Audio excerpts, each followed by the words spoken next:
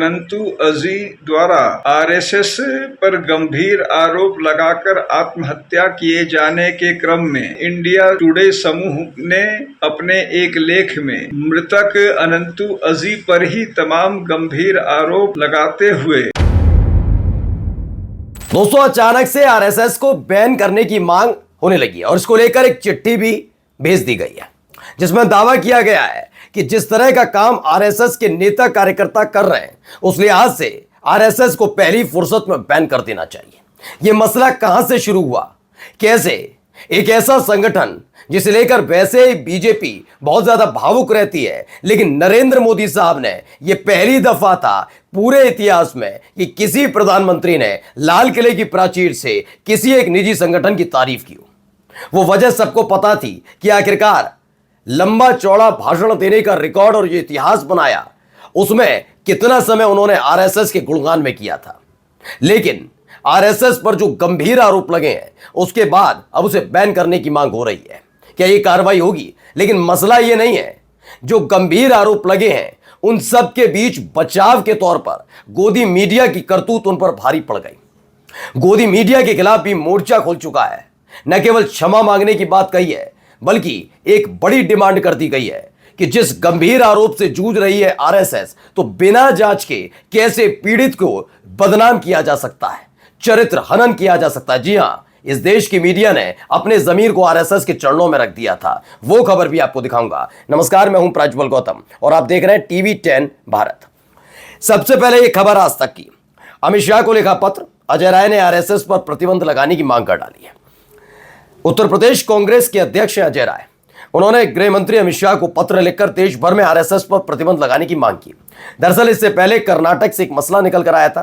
प्रियंक खरगे ने पहले यह मुद्दा उठाया था कि जो कार्यक्रम होते हैं आरएसएस के, उन कार्यक्रमों पर रोक लगाई जाए और सिद्धारमैया ने भी इस पर भरोसा जताया कि जल्द ही इस ऐसे कार्यक्रमों पर रोक लगाई जाएगी। लेकिन अब देश भर में आरएसएस को प्रतिबंधित करने की मांग क्यों उठ रही है?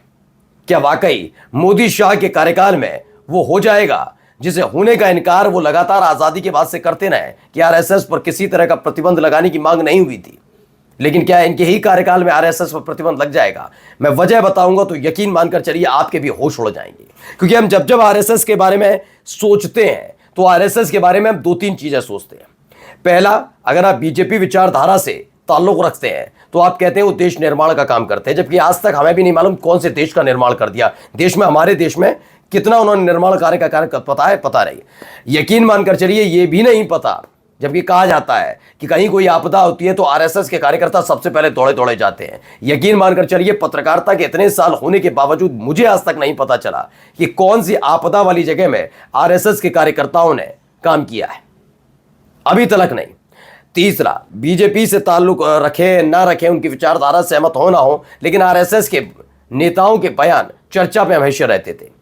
वो बात अलग है कि उनसे भी तल्ख जुबान जब से बीजेपी के नेताओं की हुई है तो आरएसएस को ऐसे बयानों के लिए भुला दिया गया है। ये सब जानते हैं। चलिए अब आते हैं असली खबर पर कि ऐसा क्या हुआ कि आरएसएस को बैन करने की मांग चल रही है। इसमें बताया गया अपने पत्र में अजय राय ने केरल में आईटी प्रोफेशनल की आत्महत्या का जिक्र किया जिसने अपने सुसाइड नोट में आरएसएस पर गंभीर आरोप लगाए थे। अजय राय ने पत्र में उस आत्महत्या की निष्पक्ष जांच कराने और आरएसएस पर पूर्ण प्रतिबंध लगाने की मांग की है। उन्होंने कहा इसे बंद कर देना चाहिए। क्या मसला था? मसला केरल से जुड़ा है। 23 साल का एक सॉफ्टवेयर इंजीनियर है जिन्होंने जान दे दी। उसके बाद उन्होंने उस समय इंस्टाग्राम पर सुसाइड नोट लिखा था उस आनंदू अजी ने। आनंदू अजी के मुताबिक बचपन में कई बार मेरा रेप, आरएसएस वालों से दोस्ती मत करना। जी हां, अपने इंस्टाग्राम पर जो सुसाइड नोट लिखा था आनंदू अजी ने सुसाइड करने से पहले, उसमें आरएसएस के कई नेताओं पर कई सालों तक उसका शारीरिक शोषण करने का आरोप था। यह वाकई बहुत गंभीर आरोप है। बस फर्क यह है ये आरएसएस पर लगा है जिसकी तारीफ खुद नरेंद्र मोदी साहब ने की है, तो इसमें जांच होगी, ये करेंगे वो करेंगे।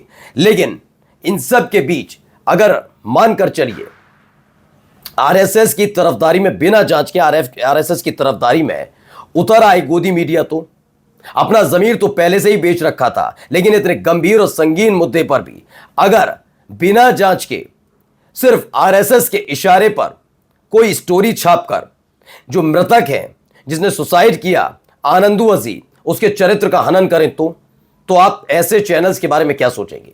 सोचे ना सोचे, लेकिन उनकी हालत खस्ता करने का टाइम है, बिल्कुल करना चाहिए। क्यों कह रहा हूं मैं, जरा सुनिए पहले अमिताभ ठाकुर क्या कह रहे हैं। पिछले दिनों केरला के आईटी प्रोफेशनल अनंतु अजी द्वारा आरएसएस पर गंभीर आरोप लगाकर आत्महत्या किए जाने के क्रम में इस संबंध में इंडिया टुडे समूह ने अपने एक लेख में आरएसएस के कथित सूत्रों के आधार पर मृतक अनंतु अजी पर ही तमाम गंभीर आरोप लगाते हुए उनके संबंध में निश्चित रूप से मानहानि परक लेख प्रस्तुत किया था।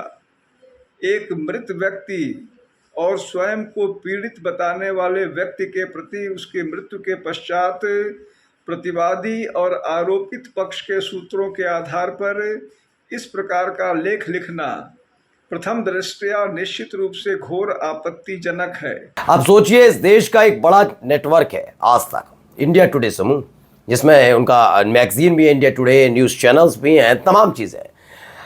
जैसा कि बताया कि आरएसएस पर गंभीर आरोप लगे थे और फिर सूत्रों के हवाले से, आरएसएस के सूत्रों के हवाले से आनंदू अजी पर ही गंभीर आरोप लगा दिया, उनका चरित्र हनन किया।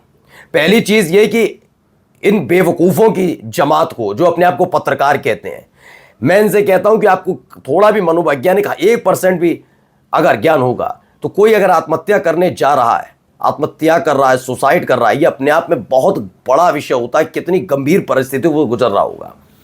मैं ये नहीं कहता कि तुरंत आरएसएस के उन नेताओं को पर शिकंजा कसो, ये करो, वो तो कर भी नहीं पाओगे। अगर आम आदमी होगा और अगर मुस्लिम इसमें होता तब तो घर मकान दुकान तोड़ दिया जाते। खैर, मैं बस इतना कह रहा हूं कि आपने अगर ये स्टोरी छापी तो पहले जांच हो जाने देते। मैं दोनों के लिए ही कह रहा हूं। आनंदू अजी के बारे में आप कह रहे हैं, जो अब मृतक अपने पक्ष नहीं रख सकते और आरएसएस के कहने पर इंडिया टुडे ने एक खबर छापी, तो अपने आप में बहुत शर्मनाक है। और अपने आप को पत्रकार कहते हो, लानत भेजता हूं ऐसे पत्रकारों पर जो जांच का भी इंतजार नहीं करते। ठीक है, तो फिलहाल इनकी भी मुसीबत बढ़ने जा रही है। ज्यादा चाटुकारिता अच्छी नहीं होती है। अब पहले भाई साहब को सुनिए, भाई साहब क्या कह रहे हैं, ये अपने आप को चाणक्य समझने लगे हैं, क्या कहते हैं। रहस्यपूर्ण परिस्थितियों में हुई दुखद घटना की गहराई के साथ परंतु स्वतंत्र और निष्पक्ष जांच शीघ्रातिशीघ्र होनी चाहिए, ताकि इसको लेकर सच सामने आ सके। यह घटना जितनी दुखद है, उससे अधिक दुखद और दुर्भाग्यपूर्ण है कांग्रेस पार्टी के द्वारा इस दुखद घटना के ऊपर ओछी राजनीति करना और राष्ट्रीय स्वयंसेवक संघ को लांछित करने का प्रयास करना, लांछित करने का प्रयास करना। आनंदू अजीज जिस जो व्यक्ति इस दुनिया में नहीं है, जिन्होंने सुसाइड नोट किया, इंस्टाग्राम पर सुसाइड नोट लिखा और सुसाइड किया, और जब सुसाइड नोट लिखा और सुसाइड नोट में भाई आरएसएस का नाम है, तो लांछित कांग्रेस नहीं कर रही है। ये आप एक तरीके से कांग्रेस के नाम पर आनंदू अजी को ही जिम्मेदार ठहरा रहे हैं, आनंदू अजी पर टिप्पणियां कर रहे हैं। ये कांग्रेस ने नहीं किया था कि उनका इंस्टाग्राम को हैक किया गया और आरएसएस का नाम डाला गया हो। ये आनंदू अजी का लिखा हुआ है। मैं भी नहीं कहता, मैं भी कहता हूं जांच होनी चाहिए, लेकिन सवाल तो आप लोगों से भी पूछा जाएगा। जब उसमें आरएसएस का नाम लिखा हुआ है तो नेताओं को क्यों गिरफ्तार नहीं किया जा रहा है? गिरफ्तार होने चाहिए, पहली फुर्सत में जांच चलेगी जैसे आम इंसान गिरफ्तार होता है। और इस पर कांग्रेस पर ठीकरा मत फोड़िए, पहले करतूत देखिए। मैं कहा ना, जिस मुद्दे पर सबको बहुत गंभीर होना चाहिए था, उस मुद्दे पर भी राजनीति आप कर रहे हैं। नमस्कार।